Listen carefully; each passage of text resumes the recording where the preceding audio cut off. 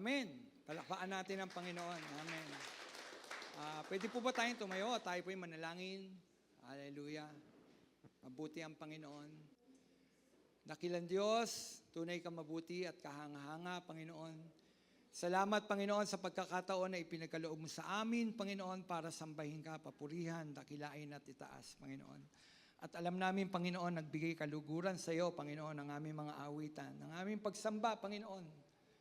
Salamat po, Panginoon, tanggap mo ang bawat isa sa amin, Panginoon. At ngayon, O Diyos, makikinig kami ng salita mo, Panginoon. Gamitin mo ang iyong lingkod, Panginoon, bilang daluyan ng mga salita mo, Panginoon. At dalayan ko, banal mong Espiritu, siyang patuloy na kumilos sa buhay ng bawat isa sa amin, Panginoon. Maging sa iyong lingkod, Panginoon. Salamat po, Panginoon. Sa iyo ang papuri, sa iyo ang pasasalamat at pagsamba sa pangalan mo, Jesus. Amen. Amen. Palakpakan natin ang ating Panginoon. Amen. Ito nga po, may pamagat na masasabi sa bundok. Mateo 17 po, verse 20, ang sabi po dyan, sumagot siya, dahil sa kaliitan ng inyong pananalig, sinasabi ko sa inyo, kung maging sinlaki man lamang ng butil ng mustasa ang inyong pananalig sa Diyos, masasabi ninyo sa bundok na ito, lumipat ka roon at lilipat ito. Walang bagay na hindi mapangyayari. Amen. Amen. Pinagpala po ng Diyos ang pagbasa ng kanyang mga salita. Sa tagpong ito, ay may lumapit daw sa Panginoong Hesus na isang tatay na nagmamakaawa para sa kanyang anak na lubhang pinahihirapan ng masamang espiritu. Mapapansin na hindi ito mapalayas ng mga alagad. Pag binasa niyo po yung buong istorya niya, mapapansin na hindi ito mapalayas ng mga alagad. Sabi ng mga alagad sa Matthew 17, verse 19, pagkatapos ay lumapit ang mga alagad kay Jesus at nagtanong nang walang ibang nakakarinig, bakit hindi po namin mapalayas ang demonyo? No, yun ang sinabi ng mga alagad sa ating Panginoon. Lihim nilang kinausap ang Panginoon. No? Bakit, Panginoon? Bakit hindi namin mapalayas ang mga demonyo? Pero pansinin niya ang sagot ng Panginoon sa verse 20. Dahil sa kaliitan ng inyong pananalig, sinasabi ko sa inyo, kung magiging sinlaki man lamang ng butil ng mustasa ang inyong pananalig sa Diyos, masasabi ninyo sa bundok na ito na lumipat ka roon at lilipat ito. Yun ang sabi ng ating Panginoon. Pansinin ang sinabi ng Panginoon na kung mayroon tayong pananampalataya na yung pananampalataya daw na yon ay kasinlaki man lamang ng butil ng mustasa. No? Alam niyo mga kapatid, ang buto ng mustasa ay lubang napakaliit. No? Parang malaki lang ng konti sa munggo. Tama ba meron nakakita ang butil ng mustasa? Napakaliit nun. Pero sinabi ng Panginoon, kung ang inyong pananalig sa akin ay magiging sinlaki man lamang ng butil ng mustasa, ang sabi, mapapalipat ninyo. Alin? Yung bundok. No? Sasabihin nyo roon, umalis ka dyan, lumipat ka roon, ang sabi ng Panginoon. At mangyayari daw yon.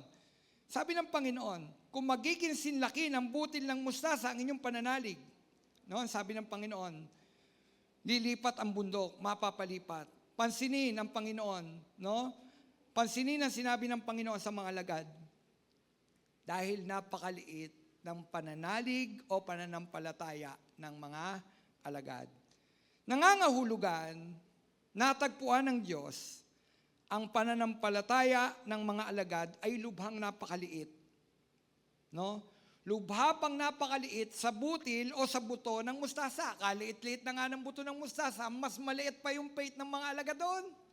Kaya hindi mapangyari, hindi man lamang, parang ganito, hindi nila napalayas ang masamang espiritu. Bakit? Sabi nga, doon sa butil ng mustasa, nakaliit-liit, mas maliit yung pananampalataya ng mga alagad. Kaya hindi nila napalayas ang masamang espiritu.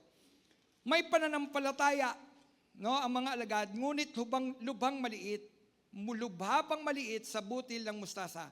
Kapatid, sa umagang ito, ibig ng Panginoon na magkaroon tayo kahit man lamang sinlaki ng butil ng mustasa ang ating mga pananampalataya. At kapag kaganyan ang ating pananampalataya at pananalig sa Diyos, una, walang bagay na hindi ninyo mapangyayari. Yun ang sabi ng Panginoon. No, magkaroon man lamang kayo ng pananampalataya na sansin-laki ng butil ng mustasa. Ang sabi, walang bagay na hindi ninyo mapangyayari. Kanino ito sinabi? Sa mga alagad. No? Sinabi ito ng ating Panginoon. Walang bagay na hindi ninyo mapangyayari. Madalas ang Panginoong Hesus ay nagsasabi patungkol sa kalikasan ng tunay na pananampalataya. Ano nga ba yung talagang tunay? Yung pananampalataya. So sinasabi ng Panginoon yung kalikasan. Tinutukoy niya na ang pananampalataya na nagpapalipat ng bundok. No, tinutukoy dito ng Panginoon yung pananampalatayang kayang magpalipat ng bundok. Alam niyo mga kapatid, literal na hindi ito literal na bundok. No, baka mamaya sabihin ng mga pilosopo, sige nga palipatin mo yung bundok doon kahit gaano kalaki pananampalataya. Kapatid, kahit gaano kalaki pananampalataya mo, yung bundok ng Sierra Madre, hindi mo pwedeng ilipat o pagpalitin sa bundok ng Mayon. Hindi pwede yun. Literal na hindi sinasabi ng Panginoon na ganoon, kundi ito'y patungkol sa mga bundok ng problema, suliranin na nasa ating mga harapan. Mga kapatid, sino dito ang mayroon gabundok na suliranin sa ating mga harapan ngayong araw na ito? Meron po ba? Meron po ba tayong mga suliranin? Amen. Ito. Sabi ko nga, hindi ito literal na bundok. Ito ang pananampalataya na nagdudulot ng mga himala, no? Yung tinutukoy ng Panginoon, walang bagay na hindi nyo mapangyayari. Ito yung pananampalataya na magdudulot ng mga himala at pagpapagaling sa mga may karamdaman at makagagawa ng mga dakilang bagay. Yun yung sinasabi ng Panginoon doon. No, walang bagay na hindi ninyo magagawa. Kasi sa tagpong ito, hindi nila mapalayas yung inaalihan ng masamang espiritu. Hindi nila mapalayas yung masamang espiritu na nandoon sa bata. No? Hindi nila mapalayas. Ano ba itong pananampalatayang sinasabi na ito ng ating Panginoong Hesus? Ang tunay na pananampalataya ay ang mabisang pananalig na nagbubunga ng ganito. Lilipat ang bundok. Lilipat daw. Ibig sabihin, may paggalaw. No? Makikita na may pagbabago. May pagbabagong nagaganap. Alam ganito, example. Sabi ko nga, nailipat mo ang bundok ng Sierra Madre sa Mayon. Pero alam natin na hindi ito literal. Ang sinasabing bundok ni Jesus ay ang mga bundok ng mga kasalanan, bundok ng problema, sakit, at marami pang bundok ng suliranin, tulad ng bundok ng suliranin ng tatay ng batang ito. Nasa harapan niya ang napakabigat, napakalaki, natatakban ng kanyang mga mata. Alin? Yung kayang gawin ng ating Panginoon. Hindi niya nakikita ito. Bakit gabundok yung suliranin ng tatay na ito? Araw-araw pa naman. Yung bata, pag inaalihan ng masamang espiritu, ang sabi, pinangingisa ito, bumubula ang kanyang bibig, at ibig siyang patayin, niyagi sa apoy o sa tubig. Kaya anong nakikita ng tatay? Ibig patayin yung kanyang anak ng masamang espiritong sumasanib dun sa kanyang anak. Kapatid, kapag gano'n na suliranin mo, di ba gabundok yan? Dinala mo na sa mga doktor, dinala mo na kung kani-kanino, walang maganap. Walang maganap. Spiritual kasi ang suliranin. Sa ngayon, sasabihin niya, bumubula ang bibig, nangingisay, epilepsy. Epilepsy. Diba? Epilepsy. So may gamot sa epilepsy. May gamot. Dito, mapapansin natin, yung pangyayari sa batang ito, hindi lang pisikal, kundi spiritual. Kasi mayroong masamang espiritong nandoon sa bata. Amen? Kaya nakita ng tatay niya, kailangan ilapit ito sa mga alagad o sa ating Panginoon. Siguro ang Panginoon may kausap. Hindi agad inilapit sa Panginoon Sa mga alagad, inilapit ang bata. Ngunit hindi nila ito napalayas. Yun ang problema, hindi nila ito napalayas. Bakit? Sabi ng Panginoon, liit ng pananampalataya nyo. Maliliit ang pananampalataya ninyo.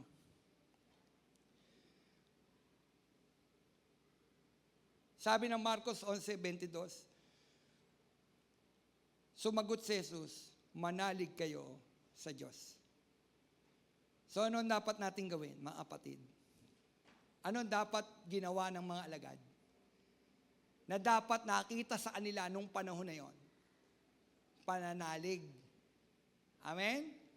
Sabi ng Panginoon, manalig kayo sa Diyos. Sa umagang ito, sinasabi ng Panginoon sa atin, manalig ka sa Diyos. Amen? Manampalataya ka sa Diyos. Ano man ang suliraning meron ka, manalig ka sa Diyos. Amen? Magkaroon ka ng malaking pananampalataya sa Kanya. Sabihin mo sa sarili mo, wala kang magagawa. Diyos lang. Manalig ka sa Diyos. Napakahalaga kay Jesus ng pananalig. Kasi sabi ng Diyos, sabi ni Kristo ng Panginoon manalig kayo sa Diyos. Napakahalaga kay Jesus ng pananalig, ng faith, para sa isang taong humihingi ng katugunan para sa bundok ng suliraning asa kanilang harapan.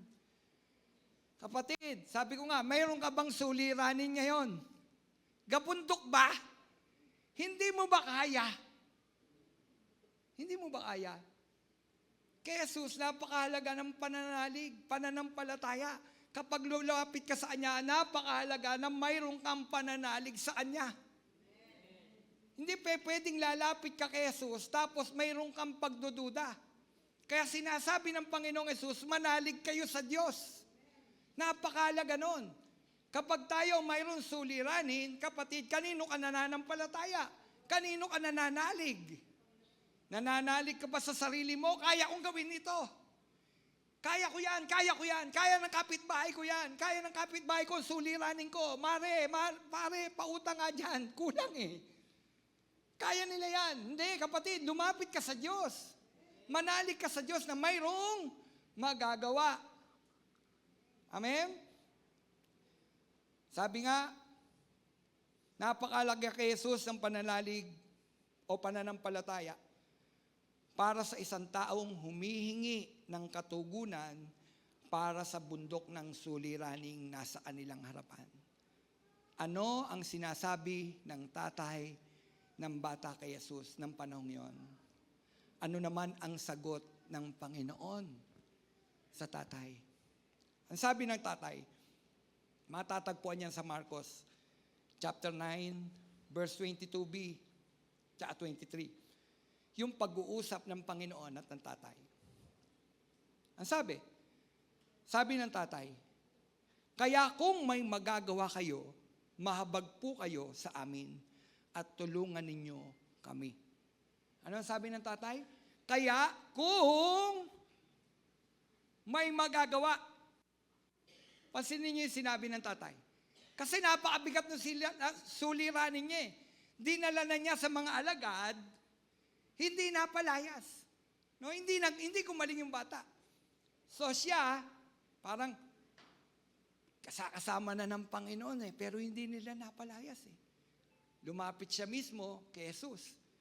Kaya kung may magagawa kayo, mahabag po kayo sa amin. Tulungan ninyo kami. Pansinin ang sagot ng Panginoon. Kung may magagawa, pasigaw dyan. Pasigaw na ginamit ng Panginoon yan.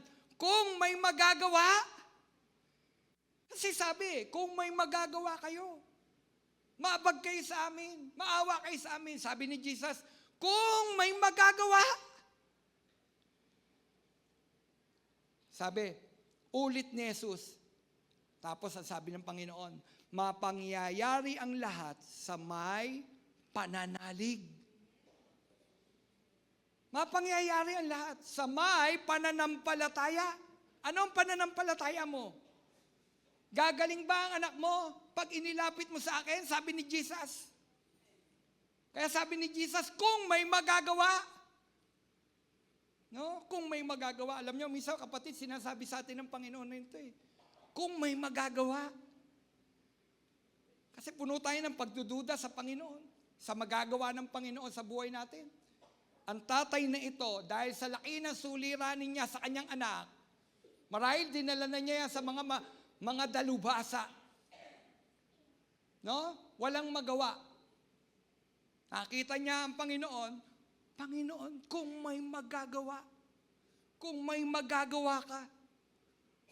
So yung salita na yon, mayroon doubt. Di po ba? Mayroon doubt, may pagdududa.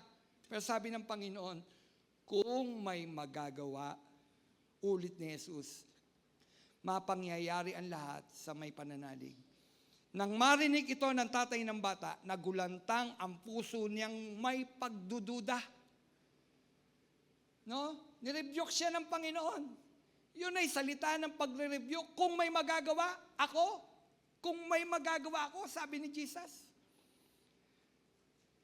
Nagulantang ang puso ng tatay ng bata.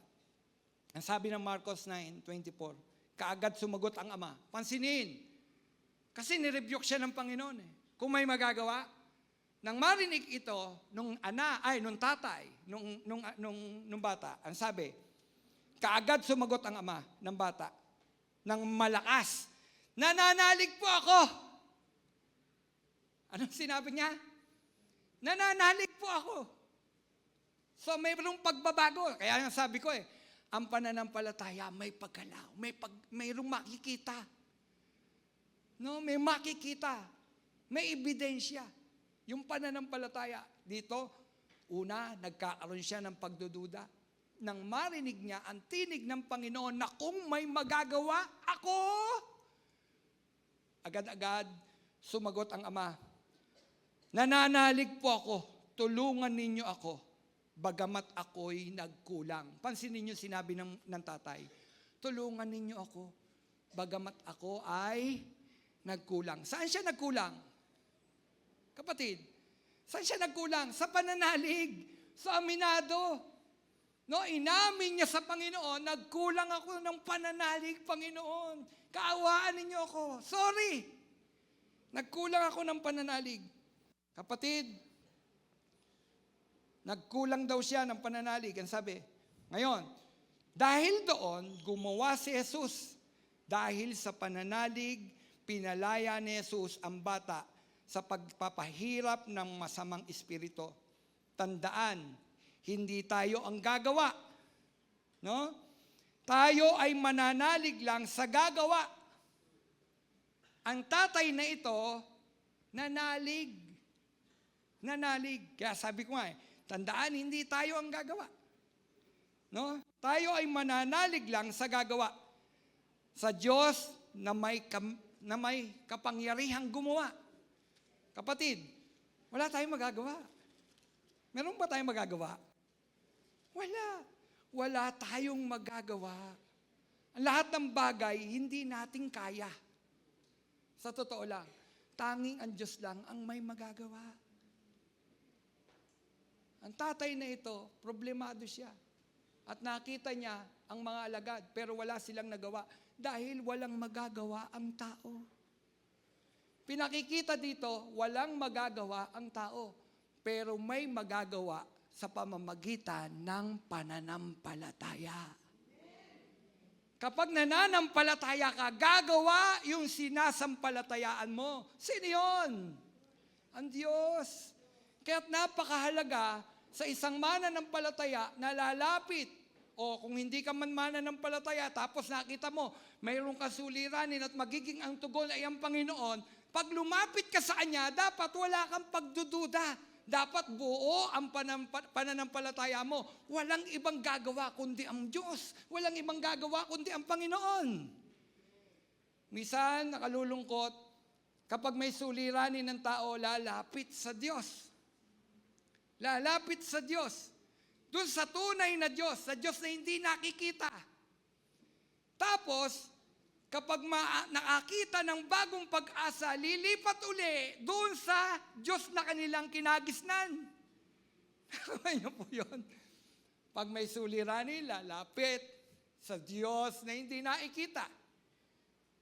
Pero pag nakakuha ng bagong pag-asa, lilipat uli. Lilipat uli dun sa walang magagawa. Napakahalaga. Dapat alam mo kung sino yung may magagawa. Sino ba ang may magagawa? Yung Diyos na hindi mo nakikita. Kapatid, yung Diyos na hindi nakikita, siyang may kapangyarihan. Siya. Yung manlilikha. Si Yahweh. Ang Diyos, siya ang may kapangyarihan. Siya lang ang may magagawa. Kapatid, sa tagpong ito, pinakita ng Panginoon, siya ang tugon sa bawat suliranin. Ano ang bundok mo na nasa harapan? Bundok ng karamdaman. Sino dito mayroong mga bundok ng karamdaman? Yung parang walang pag-asa. Di po ba? Walang pag-asa. Minsan dumadating tayo doon sa walang pag-asa.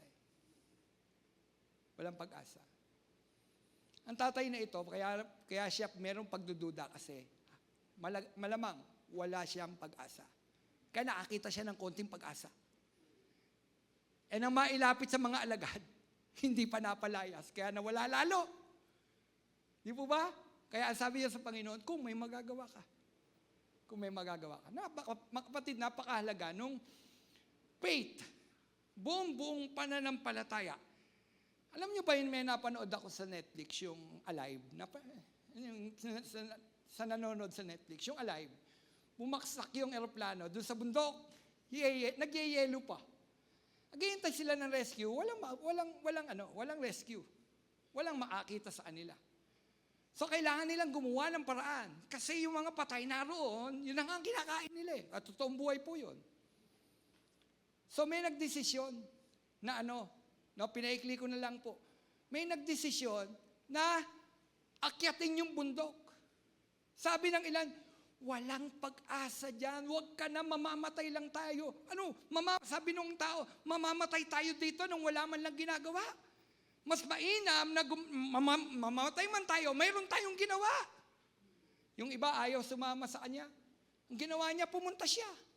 Unang try niya, sinuong niya, hanapin yung likuran ng eroplano dahil nandun daw yung meron dong parang radio para makakontakt sila. So, inakyat nila yung bundok.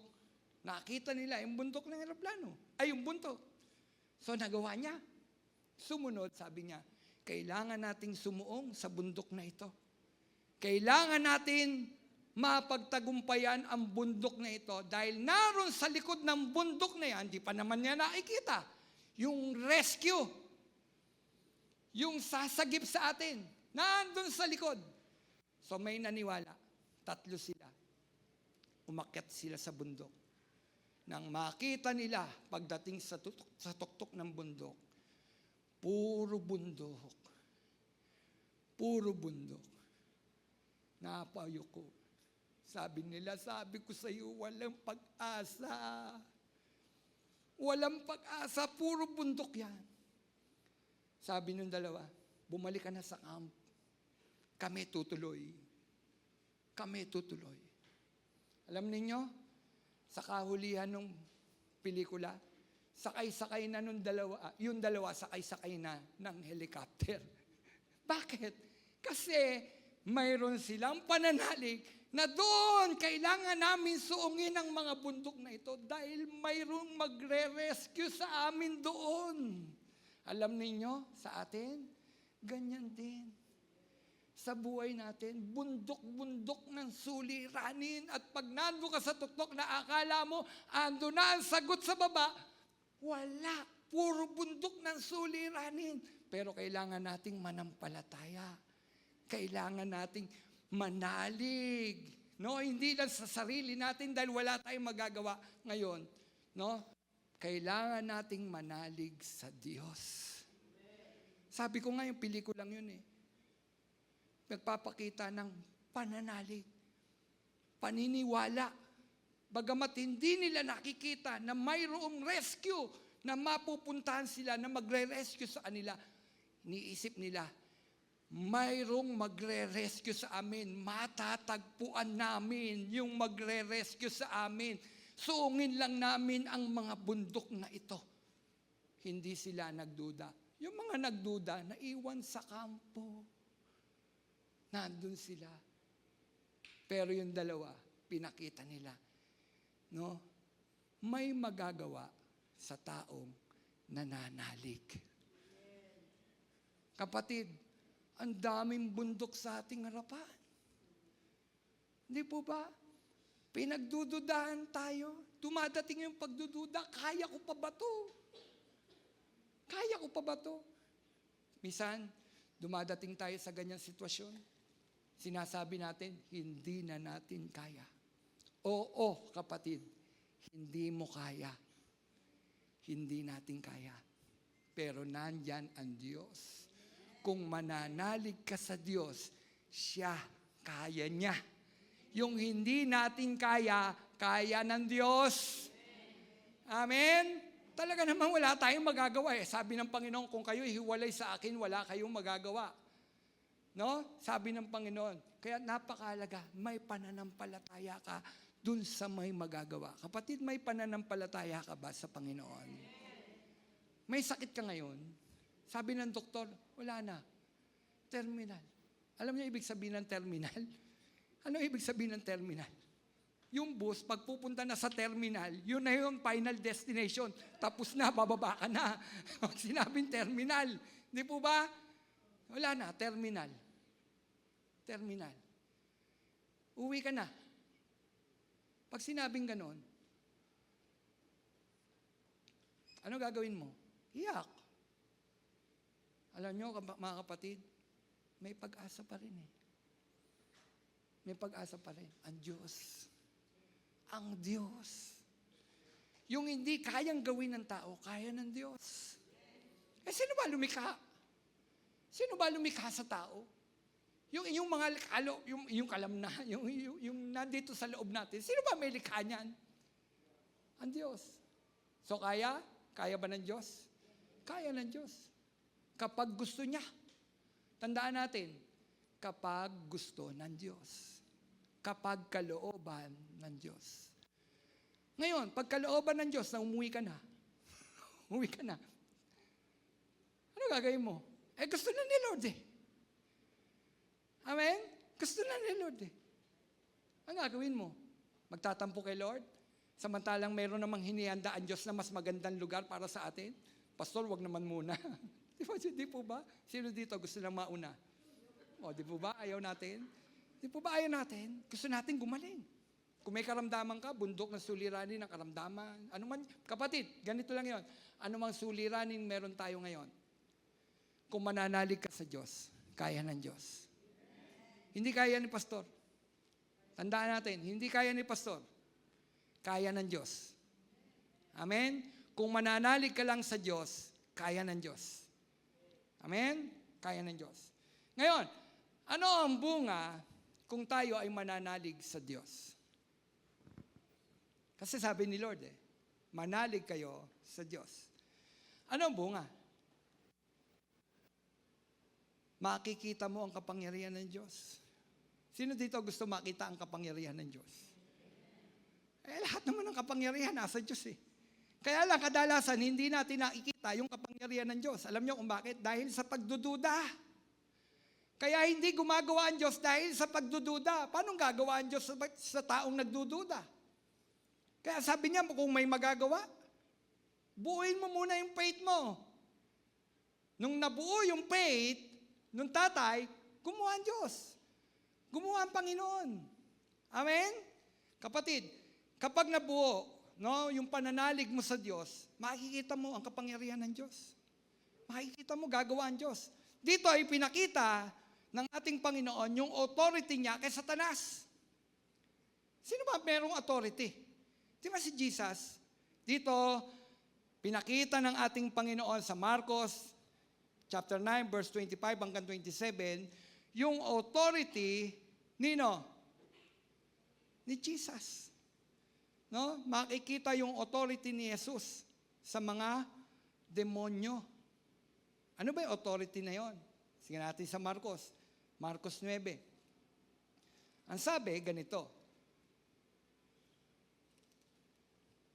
Ang sabi, verse 25,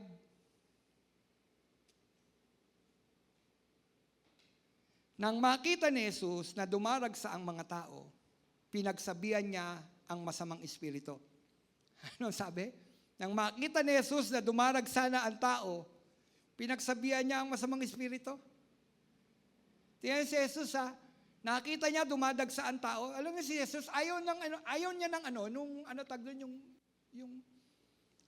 tawag doon, yung parang papansin. Yung gusto niya maraming taong makakita. No? Ano tawag doon? Pasikat. Ang Diyos, si Jesus hindi pasikat. Hindi siya pasikat, bagamat siya may magagawa. Nang makita ni Jesus na dumaragsa na ang tao, pinagsabihan niya ang masamang espiritu. Ikaw, espiritong nagpapapipi at nagpapabingi, inuutos ko sa iyo, lumabas ka sa bata at huwag ka nang papasok sa kanya. Yan sabi, inuutos ko sa iyo, ikaw, masamang espiritu na nagpapapipi at nagpapabingi, inuutos ko, lumabas ka sa bata at huwag ka nang babalik, huwag ka nang papasok sa kanya. Ang sabi ni Jesus, pinangisay ang bata at saka lumabas, naging mistulang bangkay ang bata, kaya't ang sabi ng marami, patay na. Ang sabi, patay na. Subalit siya'y hinawakan ni Jesus sa kamay at ibinangon at itinindig ang bata. Amen. Hallelujah. Di po ba? Ang buti, ang galing ng Panginoon. Pinakikita niya. Dito, pinakita ng Panginoon yung authority niya. Kanino? Kay Satanas. No? Pinagsabihan niya ang masamang espiritu. Ikaw, espiritu nagpapapipi at nagpapabingi. Inuutos ko sa iyo. Sabi niya, lumabas ka sa bata. Labas! No? Kapatid, ikaw, masasabi mo ba kay Satanas, labas? Tanong, masasabi niyo ba, alis! Alis! Si Jesus may authority. Tama? Yung mga alagad, nung panahon na yon, wala silang authority dahil ang lit-lit ng faith nila. Kaya kahit anong palapas sila, alis! Alis! Lumayas ka sa bata, hindi lalayas. Bakit? Walang authority dahil walang faith. Si Jesus, sinabi niya, layas at huwag ka nang papasok. Bakit? Na kay Jesus ang lahat ng authority. Lahat ng authority na kay Jesus. Pinakita ni Jesus yung authority niya sa masamang espiritu na dapat ay taglay din ng mga alagad. Ang authority na ito, sabi, kung sila daw ay may pananalig sa Diyos, dapat taglay-taglay ito ng mga alagad. Kaya lang walang pananalig. Pansinin niyan sinabi ni Jesus sa Marcos 9:19. Sinabi ni Jesus sa kanila, lahing walang pananampalataya. Alam niyo kanino ito sinabi? Sa mga alagad.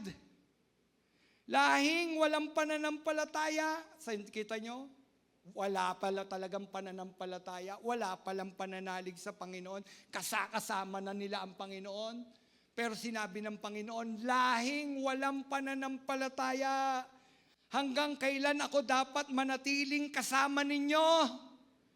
Kanino ito sinasabi? Sa mga tao bang nakapaligid doon? Hindi, sa mga alagad. Kasi puno rin sila ng pagdududa. Hindi nila magawa yung authority na mayroon dapat sila. Hindi mapangyari. Bakit? Wala kayong pananampalataya. Sabi ni Jesus, hanggang kailan nyo ko kailangan kasama? Pansinin pa, hanggang kailan ko kayo pagtitiisan? Yun sabi ni Jesus, hanggang kailan ko kayo pagtitiisan? Sabi ni Jesus, dalhin rito ang bata. Dalhin dito ang bata. Pinakita ni Jesus sa mga alagad na wala silang pananalig sa Diyos. Mga kapatid, ngayong araw na ito, sinasabi rin ito sa atin ng ating Panginoon kung wala tayong pananampalataya sa Kanya. hanggang kailan ko kayo pagtitiisan? Kasi minsan alam nyo, ang dami ng ginawa ng Diyos na milagro sa buhay ng bawat isa sa atin. Pero pag mayroon suliranin, puno pa rin tayo ng pagdududa sa Diyos. Di po ba? Sino dito ginawa na ng milagro ng Panginoon? Ginawa na ng himala. Ng mga kahanga-hangang gawa ng Diyos. Tapos, konting suliranin, nagdududa ka sa Panginoon. Minsan tumatalikod pa sa Panginoon. Mga ngayon, sinasabi ng Panginoon, mga lahing, walang pananampalataya. Minsan, alam nyo, eto kasing mga alagad, nakita na nila kasama nila ang Panginoon Ang dami ng ginawa ng Panginoon sa harapan nila. Parang ganito, kasama ninyo ako Ako, anak ng Diyos. Kasama ninyo ako. Dapat may pananalig kayo sa akin. Kaya lang natagpuan silang walang pananalig. Kaya sabi ng Panginoon, wala kayong faith. Wala kayong faith. Kapatid, ngayong araw na ito, may faith ka kay Lord. Sinasabi rin minsan sa atin ng Panginoon wala kang pananampalataya. Ang liit. Ang liit. Parang sinabi ni Jesus, ano pa ang dapat kong patunayan sa inyo para mabuo ang pananalig ninyo? Ano pa nga ba? Sabi ko nga nung mga panahon na yun, sigurado ako kasama sila ng Panginoon. Tuwing may papagalingin ng Panginoon, nakikita ng mga alagad. Tayo, nakita na ba natin ang mga kahangahangang gawa ng Diyos? Ba tayo nagdududa sa Panginoon? Pastor Romel, ba't ka nagdududa sa Panginoon? Bakit wala kang faith kay Lord? Ba't nawawala? Ba't lumiliit? Ba't humihina? Ba't humihina? Alam nyo, minsan kasi nakatuon tayo doon sa magagawa natin. Nakatuon tayo doon sa magagawa natin. Kahit hindi natin makita, Hindi natin makita yung authority ni Jesus. Kasi niisip natin may authority tayo. May authority. Kaya ko yan. Positive thinking. Huwag niyo sasabihin wala kayong pera. Wala. May pera ka. Wala nga Kailangan ko manalangin, kailangan mag-pray. Kailangan ko magkaroon ng faith. Positive. Kapatid, sinasabi rin ito sa atin ng Panginoon. Ano pa dapat kong patunayan sa inyo?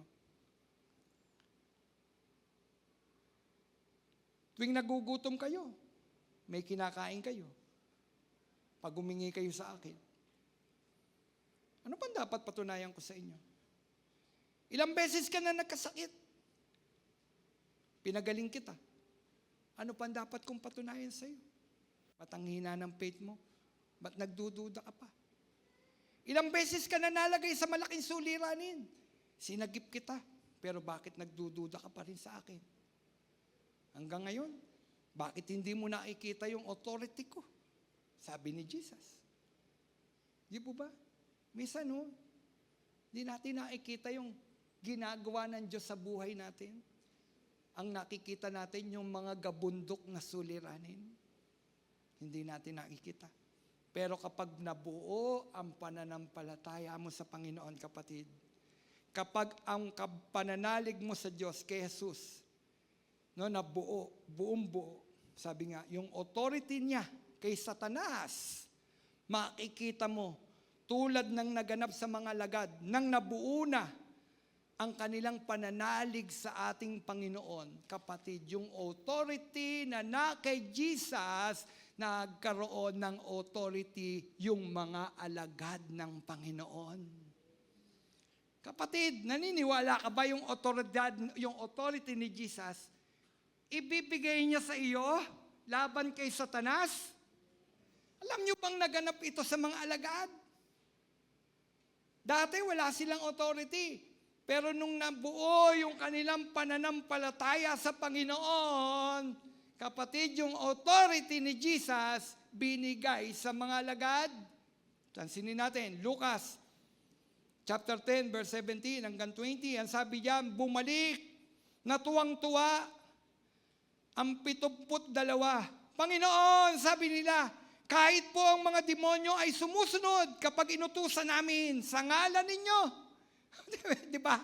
Kanina, hindi nila mapalayas.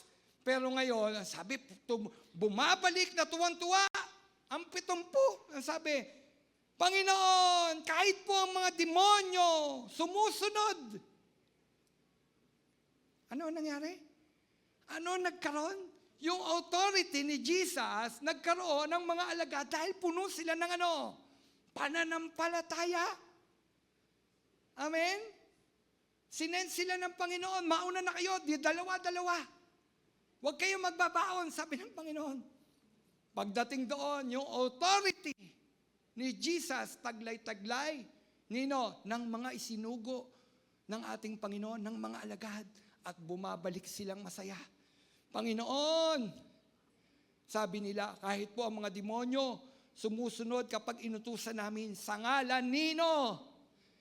Sa ngalan mo, Panginoon, sa ngalan mo.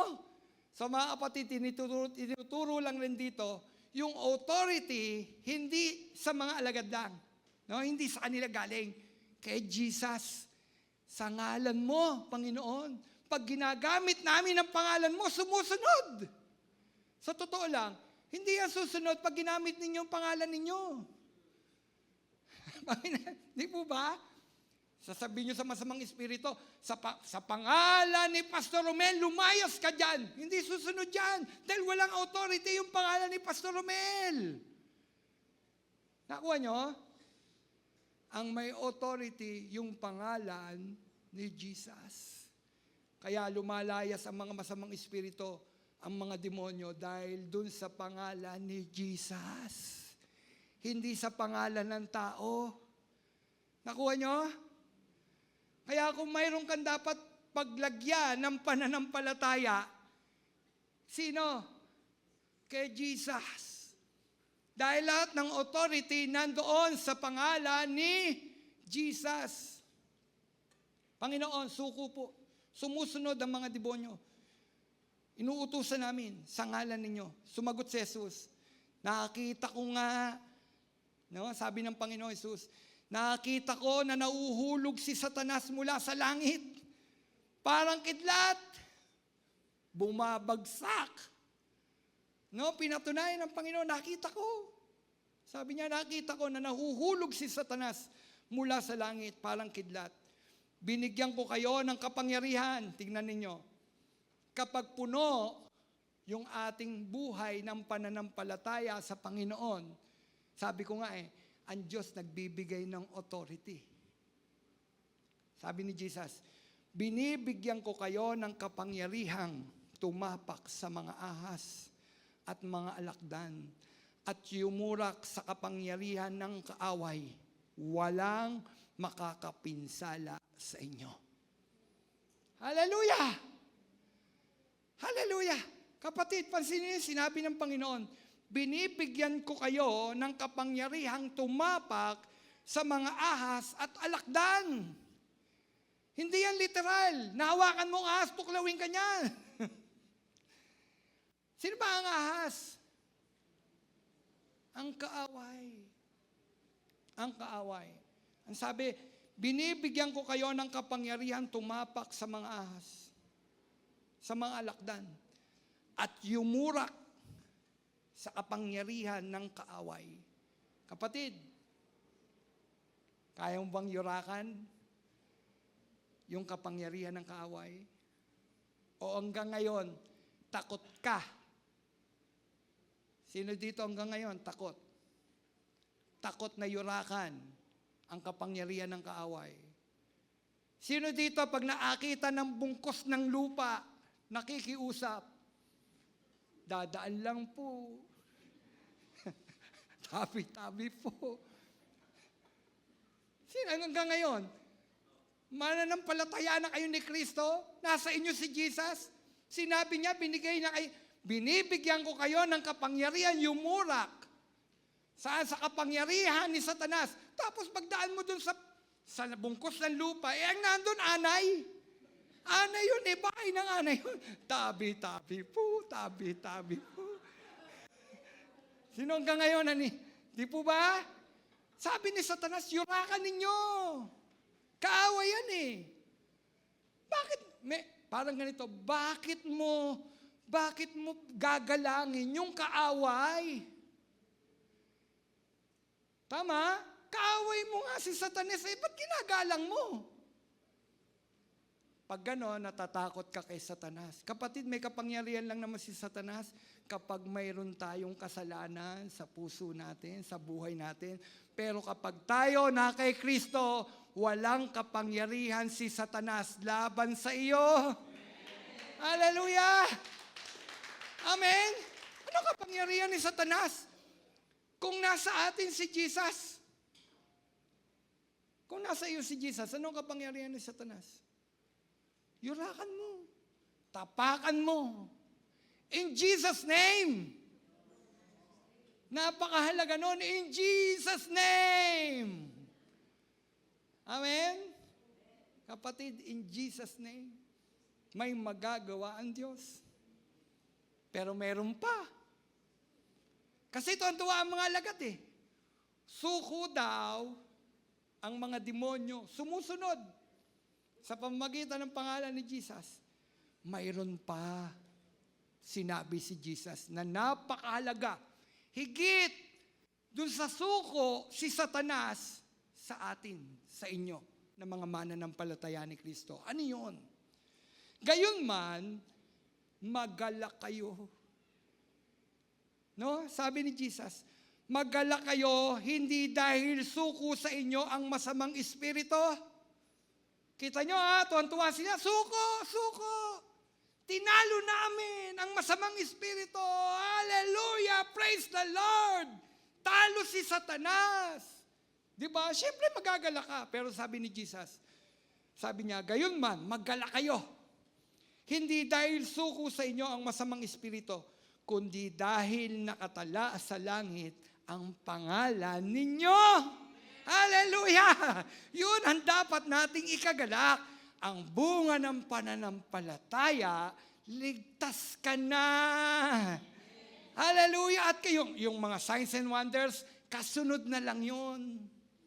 Ang mahalaga sa oras na ito, ligtas ka. Hallelujah! Di po ba? Ang sarap nun na yung pangalan mo, sabi ni Lord, magsaya ka. Rejoice! Rejoice. Bakit? Nakasulat ang pangalan mo sa aklat ng buhay. Anumang oras kunin ng Diyos ang buhay mo, nakasulat ito. Nakasulat. Pag ang tao sasakay ng barko, napakahalaga ng manifesto. Tama? Pag ang tao sasakay ng eroplano, napakahalaga ng manifesto. Ano yung manifesto? Doon nakasulat kung sino ang mga taong nakasakay. Para kung bumagsak yung eroplano, alam kung sino yung nakasakay. Tama? Sa langit na bayan na sinabi ng Panginoon, inihanda na niya. Paghanda na, babalik siya. Napakahalaga ng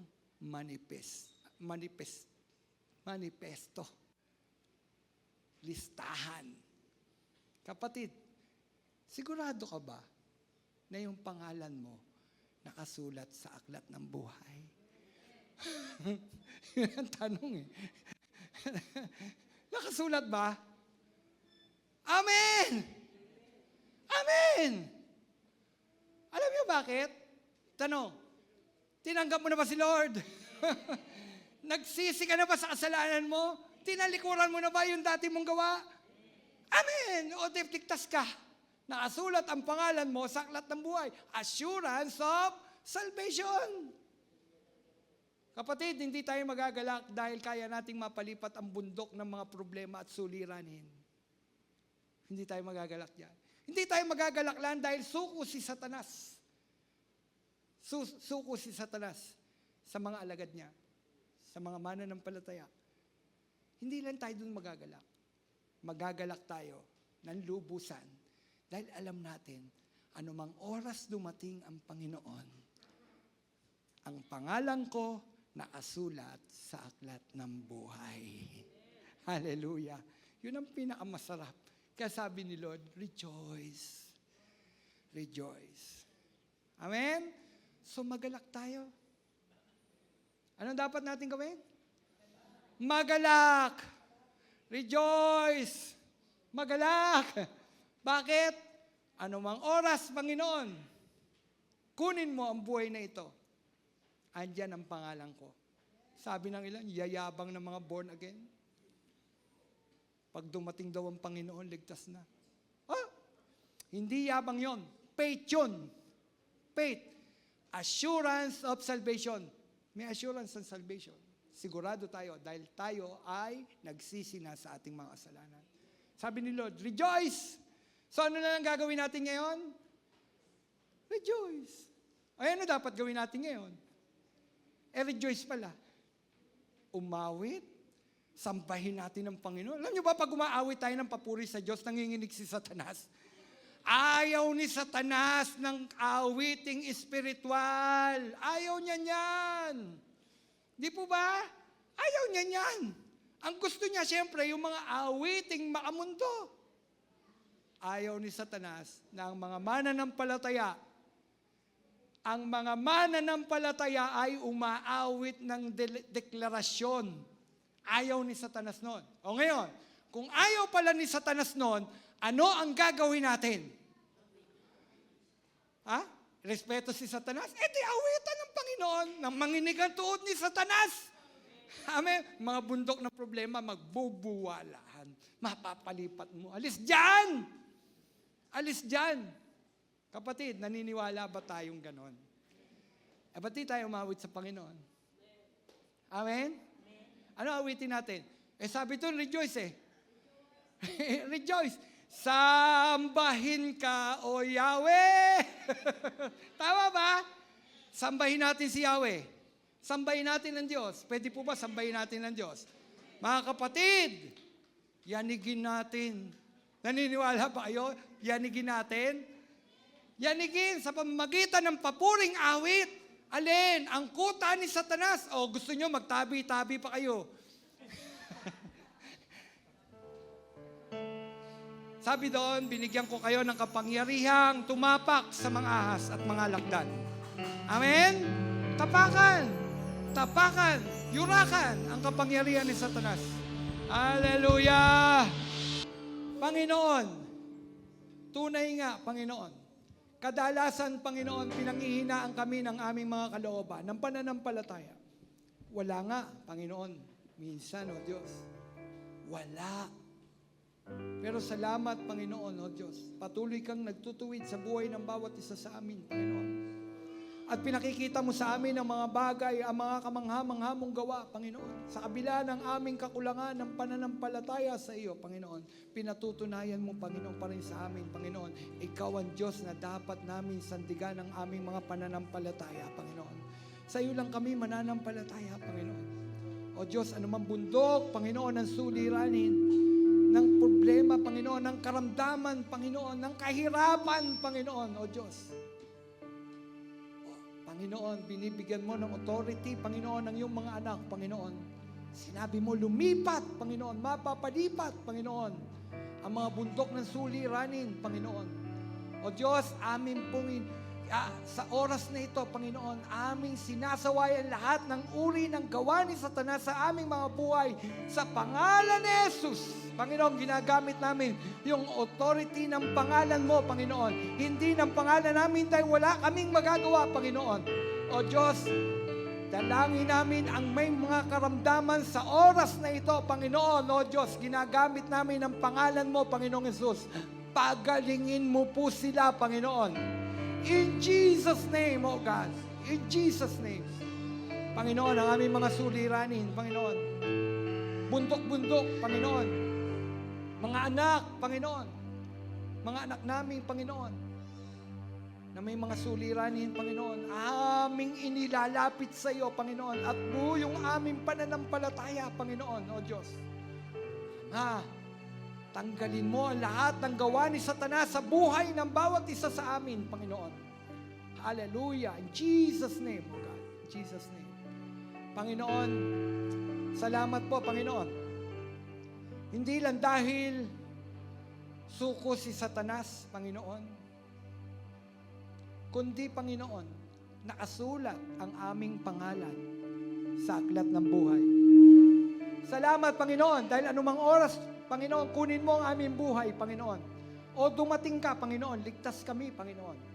Yun yung aming dapat higit, Panginoon, na pinagdiriwang, pinagsasaya, Panginoon. Yung kasiguruhan, Panginoon, na kami, Panginoon, ay ligtas sa kamay mo, Panginoon.